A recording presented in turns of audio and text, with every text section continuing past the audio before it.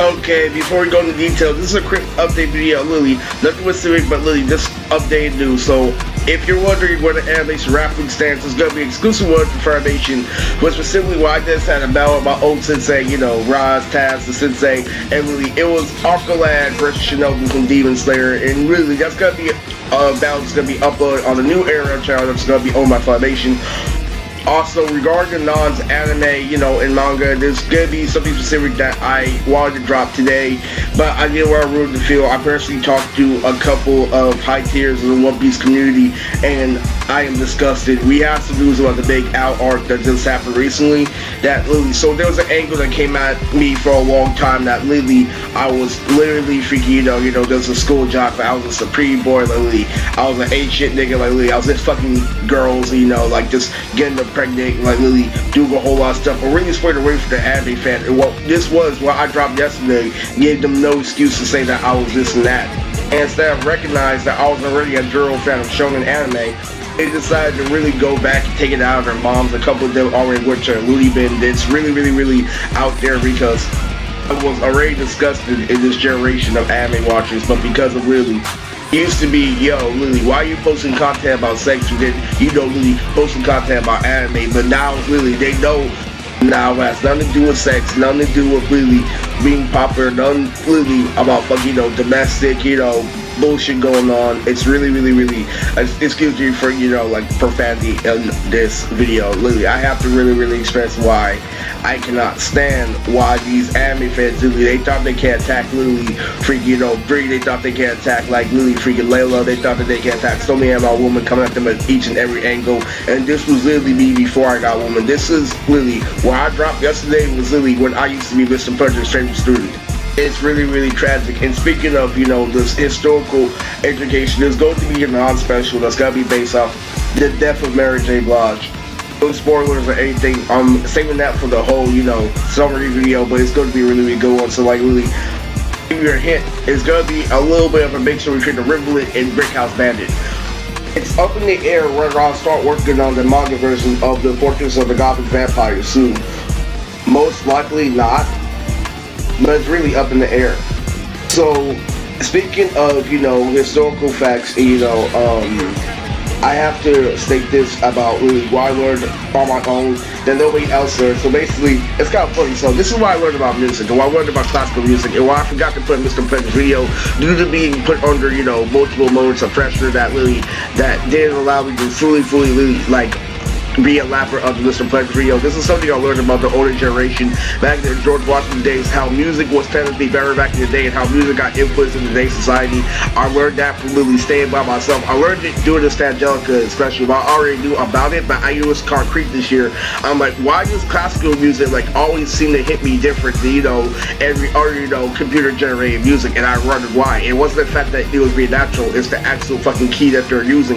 And what I learned about classical music, like Lily, about hip-hop and beats can be subjective, but you know what classical music is? Lily, it's not Lily. It's not what you think it is. Oh, you think this is a trick to it? No.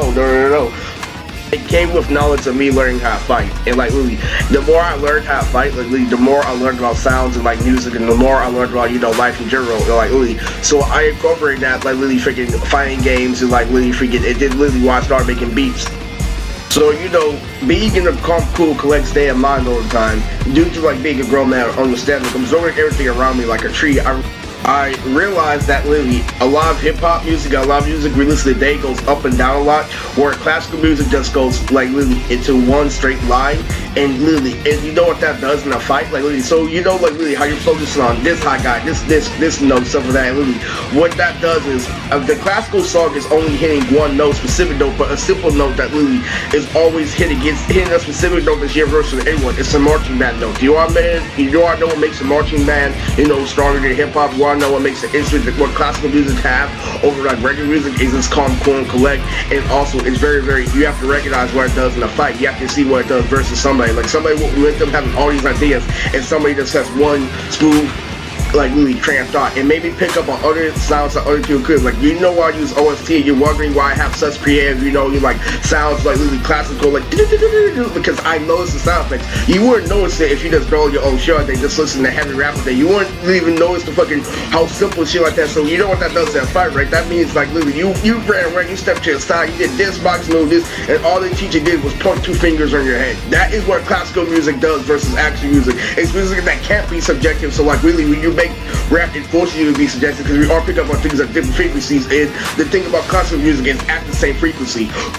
So literally freaking, and plus it's also a pound too. If you know anything about surrounding in a fight, that means literally it covers the whole fucking area. It literally fucking, it's like literally, and it screams it down, and that's an advanced form of fighting. That's an in-close form of fighting where you have no choice for victory. Like, I already know that you can get me in the opening, so I'm gonna like really shut you down, like really completely. I'm gonna do something that you either gonna trip over or you're gonna really be forced to face, you know, gravity. You're gonna force to like really go down, just like really stuff like that. That's what people do in a fight. You can do that. You can mess with somebody's perception, like literally, all you did was become cool, collect, where he did all those sounds and noises. That's what literally hip hop is versus classical music.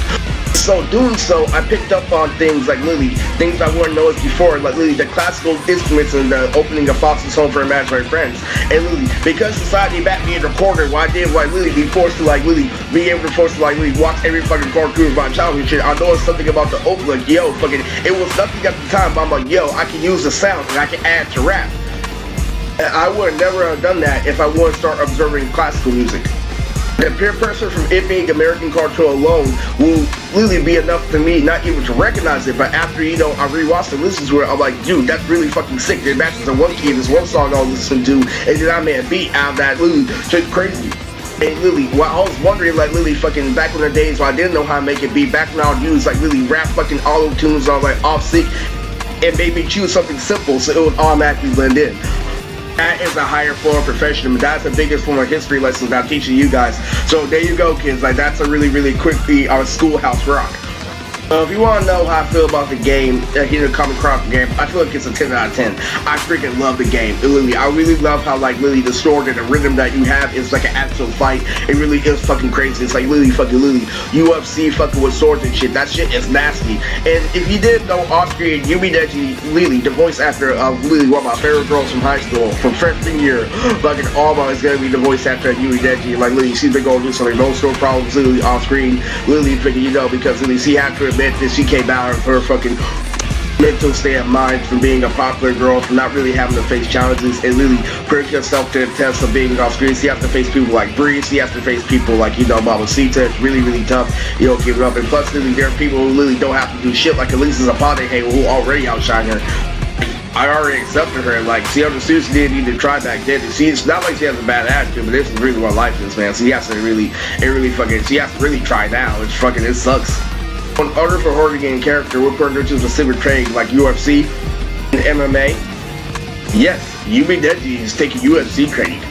And speaking of fighting, literally, that Hinokami Chronicle is so fire because literally my favorites right now are Nobu Tanjiro, you know, Nezuko of course, but I'm starting to get to Giyu a little bit more. They will not let me play with Zenitsu a lot. That shit is irritating, but that shit is crazy. It really is an extension like a real fucking fight shit. It really references back in the day when there was Zoro versus Kaku, and that's why I used to love fucking One Piece. It's crazy as shit. Like literally, there was a conversation online that literally me and my brother had about swords, like literally why they're so fucking unique and shit, and my brother used to really love Rurouni Kenshin, so that was really up there.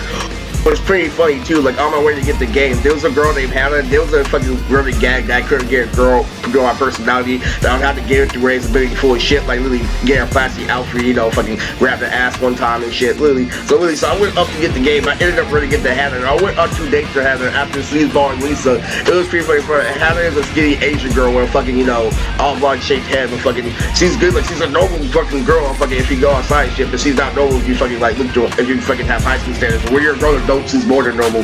And I found her during church because I was being a fucking sleazeball. It was so fucking funny. I went on 2 dates with her after Bible study. It was fucking funny as fuck. And every single time, like literally, I was busting the fucking chair when she was driving her car like I was going dumb. It was crazy as shit. Literally, so fucking, I didn't get shit out of that. And I really fucking, I hated those 2 dates. I was pulling the entire weight. And so I went to go get the game. Literally, fucking, she happened to be there. I'm like, oh, I saw myself. You know what? It's here fucking, is it rolling it now? Oh, don't get it on paper. So I said, fuck it, you know. He was the girl that I legally went on 2 dates with. So on my way to pick up the game, I fucking saw her and shit, and then literally I used my down grip on the way out.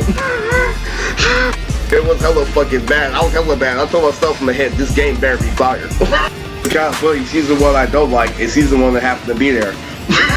But nah, all actuality, that game is very satisfactory, 10 out of 10. If you want my personal opinion, compared it to other fighting games, I love it. It was very similar to Fighting Z when it first came out. The roster is very healthy, like literally, not too many characters, but just enough. And the characters you do have, you can do a lot with. You can fucking extend on them. Literally, it treats you like an actual, you know, fucking a real ass badass fighting game. But literally, fucking, they do a whole lot with so little. And that's what I like about this game. Literally, it's expanding on literally the little things that we have, and like literally, fucking making it really count. And you learn that there's more shit to do when you fucking play it a lot. And that happens with every fighting game. Like, how come I can do this, that happens when you play it a lot? I thought that's because I was playing fighting games. That happens when you're playing fighting games in general. Like, you learn how to do shit for the animation still, but you learn it's complicated. That doesn't make you a pro. That can make you look gay in certain situations.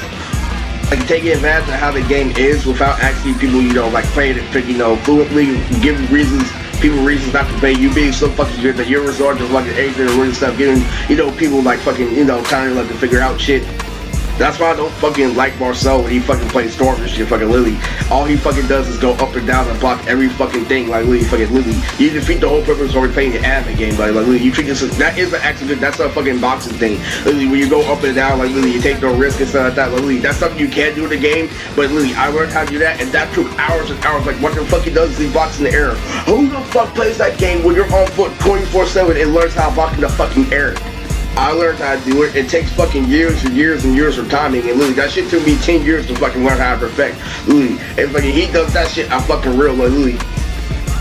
That comes from playing that game way too fucking much.